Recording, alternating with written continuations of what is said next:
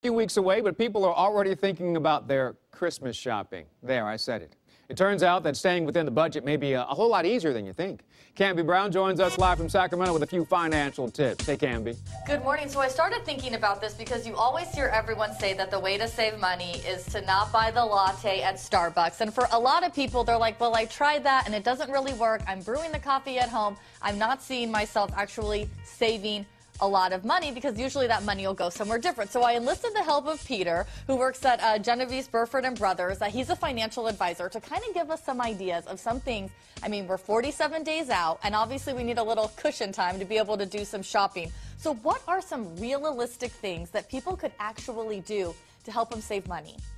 Yeah, one of the main things I always recommend people do, and I do this on a yearly basis, is to get out your credit card or your debit card and bank statements and look for reoccurring fees right off the start. These are your fees that you've signed up for a service somewhere in the past, and you may or may not even know that they're still on there. So these are your Netflix, your HBOs, your Hulus, all those kind of services that you have signed up for once, and you can suspend those for a few months, and that'll immediately put some cash right back in your pocket. There's also things like gym memberships that you may not be able to cancel, but a lot of these places will allow you to put these on hold. Yeah. And so, you know, for a month or two, you can just not have to pay that bill. And if you're going vacationing or hosting a lot, you may not be using it. Could be a perfect time to take a break and make sure you actually use some of these services. That's what I was thinking, because around this time, this is the time when people are so busy. Look, they're running around so much. They're already getting their workout, and they don't even have time to go to the gym. So it may be something where they just call, they can put that on hold. That could save them upwards $200, $300 if they have an entire family that's going to that gym, and just put it on hold for a little while and use that money in a different way. Now, there's some other jobs that people can get if they do have a little bit of extra time, and you don't even have to put in a ton of time to be able to make this work for you, right?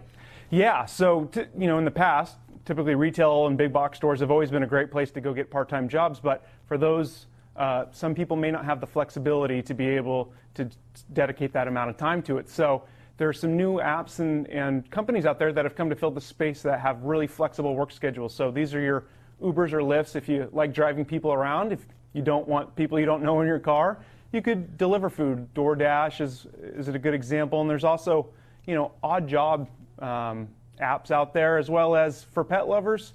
Rover, you can dog sit for people while they're gone on vacation. Yeah. And so you could actually earn yourself some additional income and completely have it work around your schedule. And I looked into some of these apps too that Peter was telling me about, and a lot of these, for the ones for the odd jobs, it's easy. You just kind of find something that you're interested in. Sometimes it's just like proofreading somebody's homework, stuff like that they'll pay you to do. But for the other ones, I mean, it only takes like 3 days for you to get approved to be able to do Uber or Lyft or any of those food deliveries. So that's fairly quick too. I think there was one other thing that you mentioned that people could do, which I really support: packing your lunch. At least do it for like 30 days.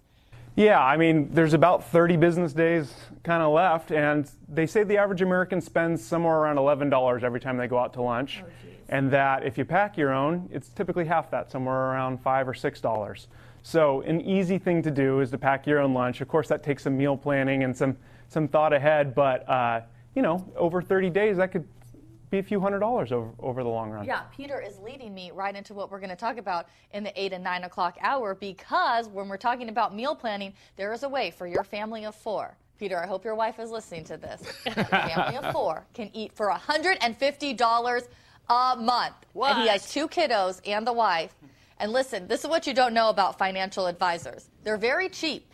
Okay, they're frugal with their money. They like to save as much as possible. I bet you are not a big go out to eat unless it's with a client. Am I right? I bring my lunch every single day. Well, look at that. There you go. There's a reason that he's going to be a millionaire at like 50 years old, and the rest of us are still working. I'm just saying, you gotta take the advice from the financial advisors. Right, good advice there, especially about bringing your lunch. That's a great tip. You probably save even more than he even said, too. A couple bucks. Thanks, Camby. Well, the fire